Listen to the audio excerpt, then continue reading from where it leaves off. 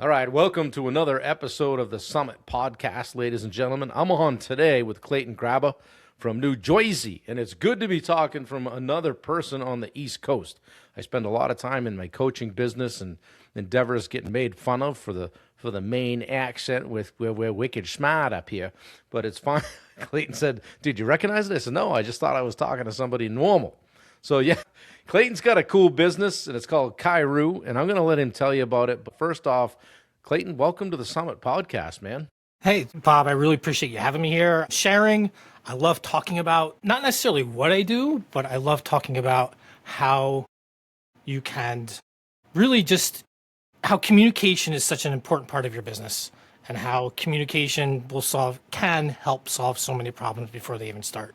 So thank you for having me here today. I appreciate it. It's cool. And you're one of those guys that takes care of all that stuff that I don't like, right? That I'm not good at, right? So you're like, "Hey, Clayton, take care of this." So take a take a minute and let people know who you are, what you do, what you're up to, and who's an ideal client, all that stuff. Take a second, let us know a little bit more about you. Perfect. So in a sentence, and then I can expand on this. I help service-based businesses really stop. My main thing is to help them stop missing leads, reclaim time and money by implementing smart automations, better systems, and better communications. So what does that mean? And typically we start from a lead standpoint, and so many contractors that I talk to and speak with, leads are coming through and they make that initial call, but there's no follow-up. There's no next step. Yeah. And it's such an important thing in business to continuously communicate. And really, people won't stop doing it because they want to or because they're bad business people. They just forget. And you get busy, right? Yeah, you get busy. You get busy working in your business, doing things. You have all this other stuff that you have to worry about, and now you got to remember to call people back. And there are systems, tools that are available to help you so that you are consistent with it. And it's not even leads, so it's your entire sales and customer experience process where you can do this in. I love it. To find for these guys, it's just if they're not as savvy as you with this stuff, like what's an automation? Let's start there. So on a very simple level, you have probably access to very simple automations. And what that might be is your Google Gmail, your Gmail, even Microsoft, if you have a Microsoft email, whatever email you have, your client email that you have it based on will allow you to schedule emails. Okay. So what an automation really is it triggers an action that you don't have to think about. Okay. So that, as it relates to, say, follow-up, take us through what that might look like. So you're working with Bob from Turner Builders, and he's great on the front end, but yeah, he puts out the quote, and then after that, it's just out there in no man's land. So what do you bring to the table that would help me with that, would have helped me? So you send that quote out, and my conversations are, okay, Bob, you send that quote out. What happens next? Well, I usually, I call, maybe a week later if I haven't heard from them, and I just, follow up. Right? Is that how it goes? Yeah, that's it. Yeah, maybe a week, maybe a couple days. Could be a month. Whatever. Or maybe it's like, well, they should be lucky to be working with me. Like, like they should call me back if they want me to do the job. And I think a lot of guys have that attitude, but I never really had a formal follow-up program. I think you're 100% right. And they think that they're just expecting the client to reach back out to them. Right. And a lot of times people forget. They really just forget. Or things happen in their lives and they have kids, they're going to sports, or they just forget. Think about all the emails you get, or even text messages you get, or phone calls you get. Someone calls you like, "Oh yeah, I got to do that," and you forget about it. More times than not, I feel like clients really appreciate when you just kind of reach back out. You're not reaching back out to bother them. You're not reaching back out to bug them. It's a reminder. You're not reaching out to say, "Hey, Bob, are you going to buy this or not?" Yeah, buy my stuff. You stay on top of mind, right? That's all you're doing. It's just without being a pest. Yeah, and maybe send them a quick link to something relevant to what you just put a bid in on. Like if you sent them a kitchen, say, "Hey, Bob, It was great. I sent that quote over to you the other day. Any questions arise? Actually, the first one, the best follow-up message to send is, hey, I just want to let you know I sent the quote over the other day. Did you receive it? Did you even get it? Because maybe they didn't get it. Even though you look on JobTread and they've viewed it 7 times. No, I didn't check that out. Well, let me see. What email did it come from, right? Well, you got it, all right. You're rekindling that conversation. Right. And that's really it's all about. Even with the leads, Bob, it's the same thing. If someone calls you and then you call them back, don't wait for them to call you back in 2 or 3 days. Just a quick touch. That's all it takes is a quick touch. Yeah. So when you create these automations, is it mostly email, or are there other ways that do you try to kind of hit them from different angles or platforms? So when you're communicating with people, you need to use every single form of communication you possibly have at your fingertips. Okay. So we do email, text, and we also do something called voicemail bombs or voicemail drops. And what that does is it actually drops a voicemail into their cell phone. And then you can clearly work in actual phone conversations. But the point of it is to allow you to communicate efficiently, consistently, and you're not having to worry about when it has to happen. It just happens for you. What's your platform of choice to be able to do this stuff? Is it Go High Level? So Kaeru's platform is built on top of Go High Level. Yes. Okay. There's a lot to this stuff, man. Like, there's so much I know today that I didn't know 5 years ago, and I didn't even know I didn't know. I didn't know what an automation was. Didn't know what and now with AI involved, how have you been able to leverage AI in your business? So right now, the biggest thing we're doing is we're summarizing phone calls. Okay. And it goes right into the client. And while this is not a new thing, to have it native in the platform and in your lead management platform, to have it native in there and have it attached to the client is so invaluable. Because one, depending on how your sales process goes, who answers the phone, if let's say you have somebody that's answering your phone on a consistent basis and you're the salesperson and you do the sales, but someone's answering the phone and taking those leads, the salesperson can go back and look at summarized conversations and get more information about that client so they're better prepared for the conversation. And also, if you're the salesperson having those sales calls, you're not spending your time taking notes. The notes are being taken for you and they're right in one spot and you're not having to go to another platform and all this stuff. So that is, from a client facing standpoint, that is how right now I feel like the biggest thing we're using to leverage AI to help service-based contractors.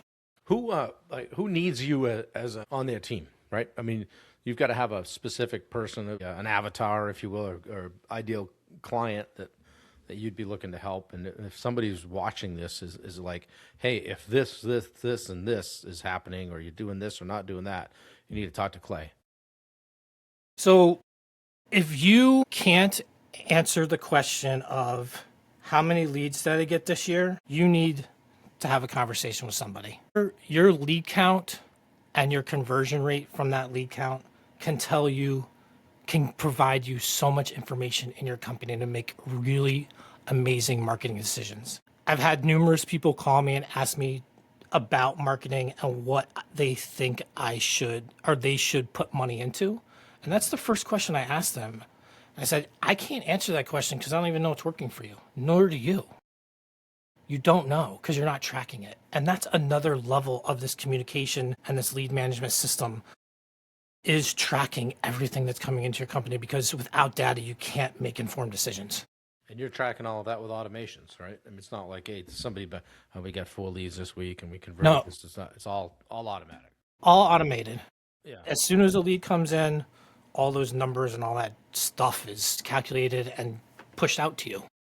Do you think, isn't that what scares people the most about buying into something like that? Is my feeling is, and I know it's not, it's just because I don't know, but it's like, I don't have time to do all that shit.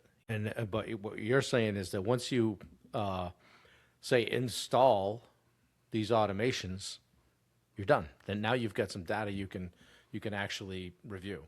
It's like anything, Bob. If you start something, when you first start something, it sucks. It's work. I'm not here to like say that, oh, you call me, you hire me, like you're done. You got to work. It's kind of like working out, or if you want to lose weight, like you can't just do it for one day. You got to work at it. It's going to suck for a while. And it's the same. Like I'm not like any software is like that too, though. I feel like, Bob, like so many software companies or anything really, even like sales coaching and coaching, like you got to do the work, and there's work that you need to do to get to that place to where the work comes off of you. Do you have a client or two that comes to mind that came to you and they knew they needed help but didn't know what, like I said, maybe didn't know what they didn't know? Do you have some, and I'm not talking about a very specific success story, but some of the things that, well, what are some of the common themes, and how are they benefiting from working with you and letting you roll up your sleeves and take a look at what's going on? So one biggest thing that I can think of is a client that was spending a lot of money in Google Ads. And this is more a monetary thing, I guess. But they're spending a lot of money in Google Ads. And after a year of tracking and looking at everything and their marketing, the Google Ads was not doing anything for them. And we were able to nix it. Wow. And their lead count is just higher and higher now. So just tracking those, you could be dumping tens of thousands of dollars into something that's doing nothing for you. Yeah, just because somebody says, hey, you got to do, local service area stuff and Google this and all of that and SEO. You got to have it all right up for you for $3,500 a month. I'll take care of that for you. And then there's no like that's one of the things that in if you're around me at all, you'll hear me say this is that with marketing companies, it's like, send me, hey, we're playing the long game here. Just keep sending money, keep writing checks, but they can't quantify what they're doing and what it's producing. So how do you kind of deal with that hurdle where if I hire you, I'm going to want to know that what you're doing and helping me with is benefiting me. Number one, like it's making my life easier, right? Or it's saving me money, or it's given me information to make better decisions with, right? Have you had to navigate that where somebody's looking to kind of quantify your efforts? So that is a great question. I do get that question, and a lot of my focus is the lead management portion of it, and then getting that data, right? Yeah. And the hard thing to quantify is no one was tracking the data before anyway. I almost have nothing to look back at to say, okay, you're selling more, or your conversion rate is up, or and I'm not bringing in leads, but if your lead count is up, that's great, but that's not what I'm good at.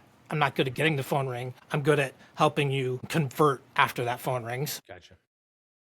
But if they have some sense, then yes, we can quantify it. And a lot of it comes down to, if you're looking at more of a monetary value, it's really the information you're going to get to kind of help you redirect your marketing dollars and your marketing efforts.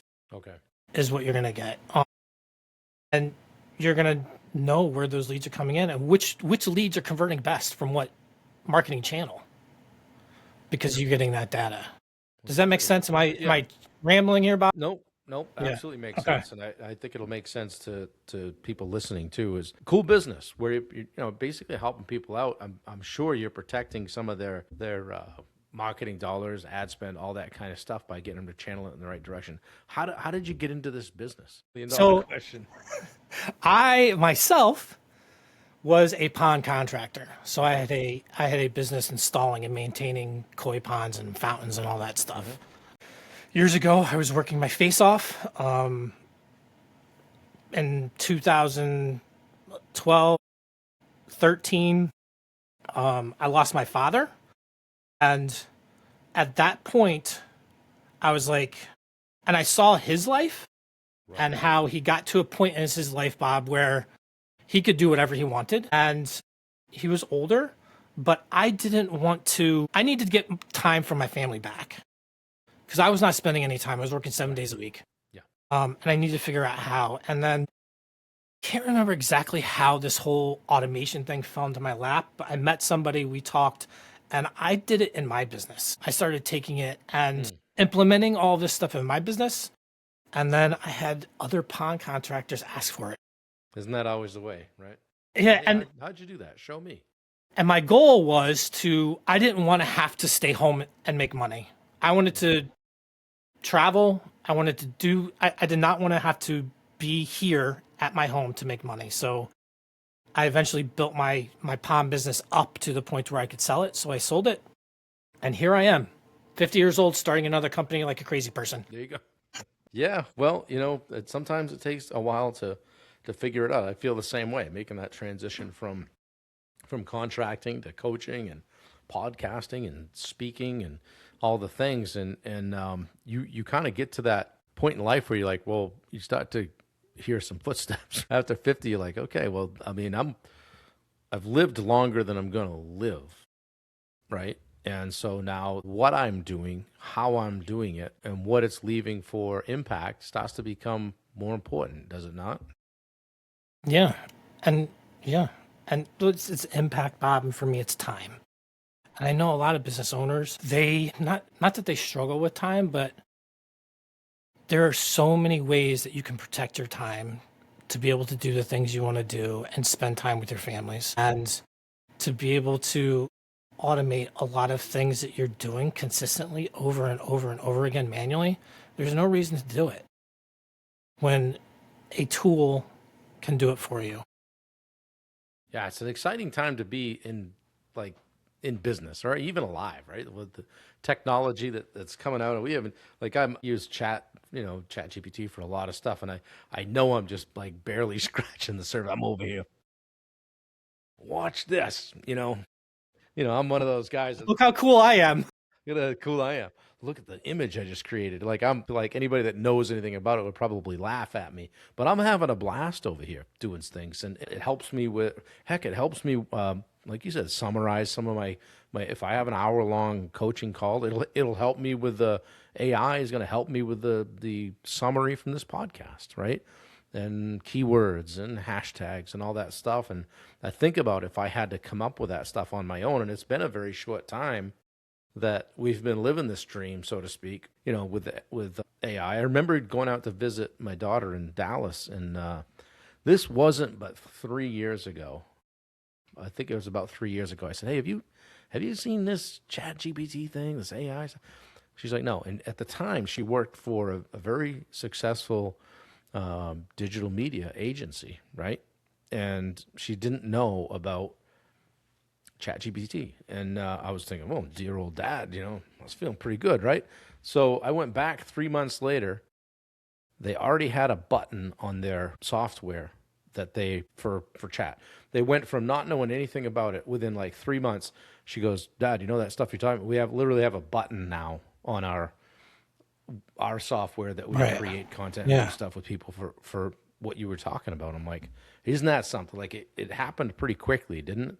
Just all the AI stuff. The whole thing is happening so fast, Bob. Like it's so fast. And I remember last year, the whole voice AI was like when they answer calls and all that stuff was coming out. And it came out and people were like, this is crazy, blah, blah, blah. It's going to take years for it to progress and this and that. And I was like, all right, well, I'm going to sit on this because I think that's not a road I want to go down right now. But every month you could see it just like, and it's just so fast.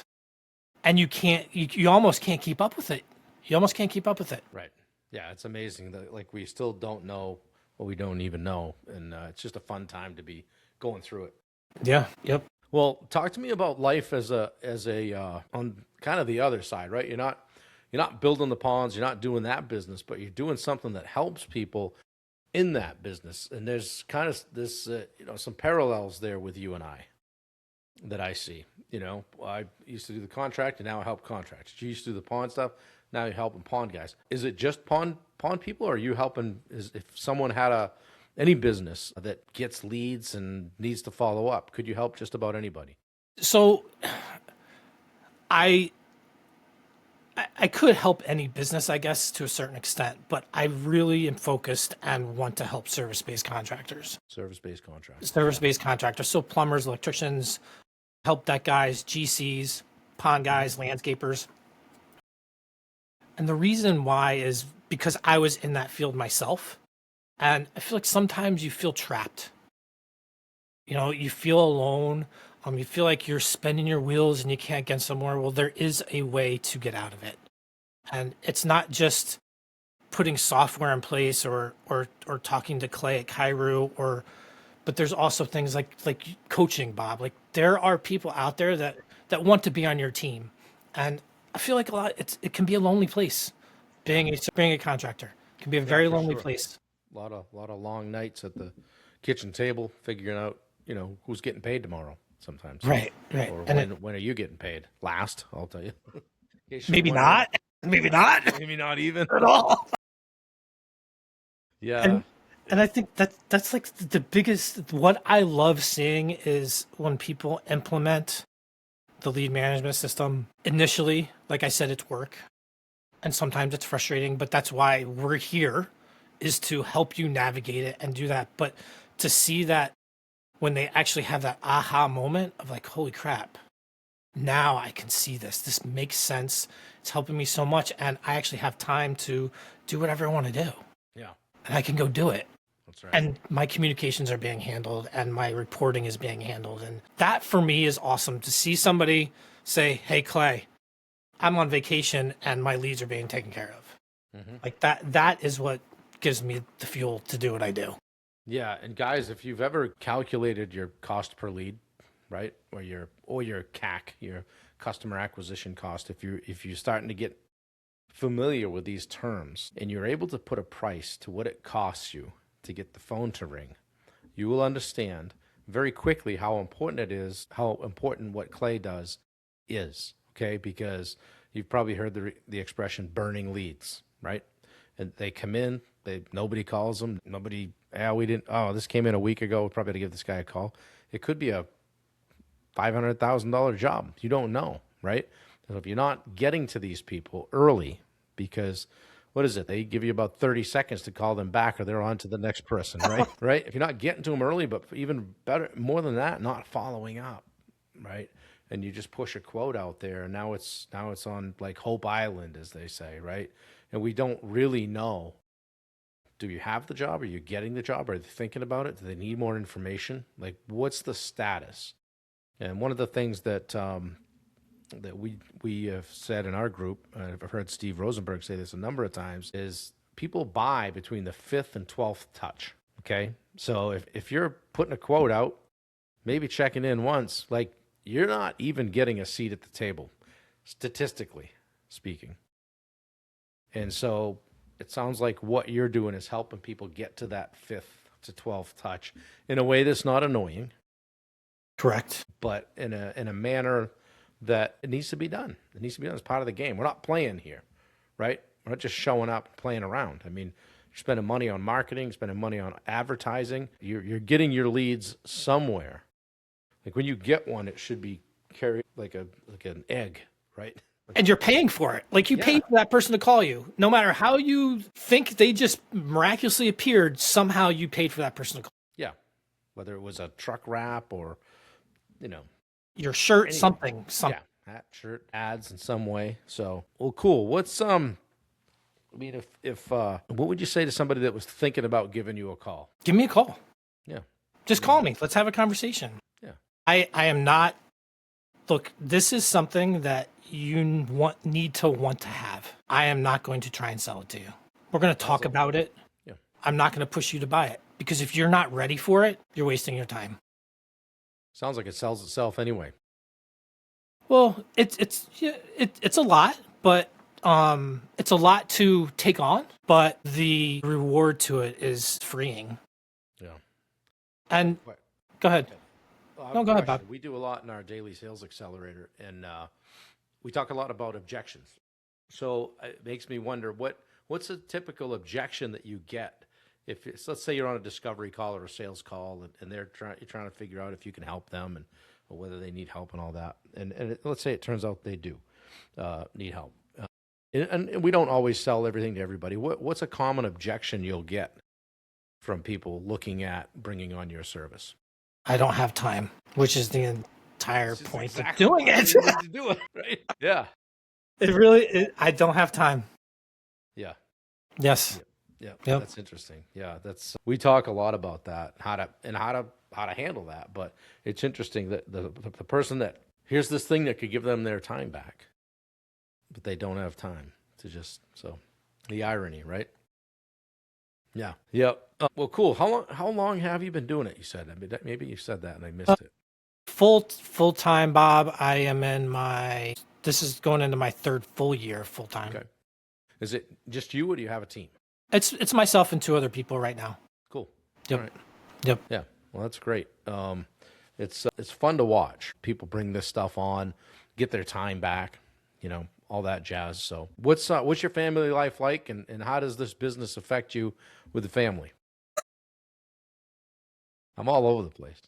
That's okay. That's okay. Because now I'm going to backtrack. I talk about saving time and doing all this stuff, but as we all know, starting something, You got to grind. I have to grind. Yeah. And it's a grind right now, but I see the light. I see the light at the end of the tunnel. And if you think starting anything or beginning something is going to be easy and you're going to have all this time to do whatever you want, you're crazy. With that being said, though, it does afford me the freedom. My kids play, one son is playing hockey right now, or has for years. I, like probably 10 years ago, one thing I said to myself is I will not miss a game. And I am able to go do that. I'm able to go do that because I can always come back and do work later. So, and with my wife too, like just spending time with my family is the most important thing to me. And while I need to grind sometimes, I also stop and do that. Yeah. And sometimes, I mean, sometimes I grind at 4:30 in the morning, right? When nobody else feels it but me. And that's my choice. Correct. And I can do that, and I enjoy Right. that quiet time in the morning. So, well, hey, couple of questions I like to ask people that come on just as we move toward wrapping it up. I like to ask people what their edge is, and I wrote the book called Finding Your Edge last year. It's this year, actually. It's fixing to be last year. One of the things that I talk about in there is finding your edge, and that your edge is kind of already in you. It's the place you go when the shit hits the fan. It's how you show up differently than others, and what you bring to the table that you feel others don't. Okay? So, having not given you a ton of time to think about this, that's what I do. What would you, Clay, what's your edge? What's my edge? This is such a hard question, Bob. I got time. Well, not that much time. And you've realized, like, when you're like, in the times, because we're very critical of ourselves, right? But Yeah. there are times when you're not being that way to yourself, and you say, I'm all right at that. I'm all right at that, or I kind of, that's not how I show up. I do this. What are some things like that you feel might be a little bit unique to you? And maybe I'm totally missing the mark here, but when, even for myself and for my clients, when I commit to something, I commit to it and I go fast. It may not be perfect. It's probably going to suck at first, but I like to move and I like to constantly be moving. I don't like to be stuck. And that even comes back to like thanking you, Bob, for that whole live thing. Like you sparked something in me. I saw the value a couple months ago and I was like, all right, I got to do this. And I like sat on it. I'm like, I don't know. This is not going to be cool. I don't know if this is going to be fun. Dude, we're in our 50s. We're rarely cool. So, and being consistent with it. And when I start something, I start it and I'm consistent. Yeah. So you expedite, really. I mean, it's somebody, done is better than perfect, right? And I get all kinds of sayings now, but I collect them. That's what I do. But I heard a guy say on a podcast, Chris Ty said this. He's in our group with us. He said I'll butcher this, but it's easier to correct something that's in motion than it is to get it in motion. No, it makes sense. Sounds like you subscribe to that. Yeah. Yeah. So yeah, no, I like seeing people ponder a little bit when I say, what's your edge? Because it makes us do something that we're not all that used to doing, which is not tooting your own horn, but really being fair to yourself, right? Yeah, we got to grind. We got to get better at this, get better at that. But there's some things that, hey, let's face it. You wouldn't be where you're at if you sucked at everything. So there's some good things, right? So what are the things? And I think another thing, like, I really want to help. I really want to help people because I saw what I went through and I was able the freedom and that I was able to gain by implementing what this whole system lead management thing was. It's hard for me to even explain, Bob. Like, I want people to feel that same way. I want service contractors to feel that same way because you get stuck so easily and so quickly. Yeah. What I'm going to slip another question here. I had two. I'm going to make it three because you made me think about legacy. And oftentimes I say to people, legacy isn't what we leave people; it's what we leave in people. And as an entrepreneur, and a business owner, and a dad, husband, all that stuff. When you think about legacy, what do you want? What do you want people to say about you when you're gone, when it's over? He did his best. Love it. Yeah, that's all we can ask of one another, right? Mm-hmm. Yeah. Well, Clay, this has been fun. I know I made you uncomfortable a couple of times, but that's why they pay me the big bucks here on the Summit podcast. I knew I was going to come on here and feel uncomfortable sometimes. Yeah. Well, If not for the last 35 minutes, maybe. For sure. And I remember when we were in, I call it Memphis, but I think it was Stanton, Tennessee. At Yeah. Bubba's Pond event. And I was like, hey, somebody said, hey, you ought to get, I think it might have been Bubba, you ought to get Clay on, bring Clay on. And it really wasn't a podcast. It's my daily live that I do just every day, right? And I said, come on. And you're like, what are we doing? What are you talking about? I'm like, put this mic on. We're just going to shoot the shit and have a conversation. And sure enough, like, I don't know, it was the next week, but soon after that, I saw you go live. And I saw you sitting and sharing what you do with people. And you may have done that before, but I didn't notice it. And if nothing else, you are now doing it at a higher cadence. So if I had a little bit to do with that, that's awesome. I'm glad. And that's why, thank you. That's why I do what I do. And just, and we share each other's stuff and help each other out and try to lift each other up, because I think there's plenty of it out there for everyone if we just help each other. So as we wrap up, one more question. Okay. And I guess at this point, I like to step back, shut my mouth, and ask people, say, listen, from a business standpoint or a personal standpoint, wherever you're coming from on this, very simply, if somebody's listening to this, what do you want people to know? 2 words. It's called intentional consistency. Whatever you do, do it intentionally and do it consistently, because you're going to reap the rewards of it. Whether it's your communication, your body, your fitness, whatever it is, be intentionally consistent in everything you do. And I feel like your life will change. Love it. Well, fresh off doing 365 days of live in a row, I can tell you that to be true. That is definitely true in many ways. So, Clay, I appreciate it. I thank you for taking the time. I hope this was fun. Get you the notes and the clips and all that stuff. How do people get a hold of you? If somebody was reading or listening to this and saying, hey, I think that guy could help me. How does somebody reach you? So I feel like probably the easiest way is if you're on Facebook, look me up, Clayton Graba. You can shoot me a DM, or you can go to my website and fill out that form and we can connect. It's Kaeru, so it's Kaeru. CX.com. Shoot me a message. We can schedule a quick 10-minute phone call and just have a conversation. Love it. Yeah. Love it. Guys, reach out if you'd like to have a call with Clay. Clay, I appreciate it. Guys, this has been the Summit Podcast. I hope you'll listen and share and talk about it and maybe help Clay out, maybe get a couple calls scheduled. But the purpose of this is to really share cool things that people are doing. And I love bringing people on that are doing things that, honestly, I don't even understand. But that's you and that I need. So good stuff. Clay, I appreciate you being on the Summit Podcast. Thanks a lot. Take care. Thank you so much, Bob. All right. We'll see you.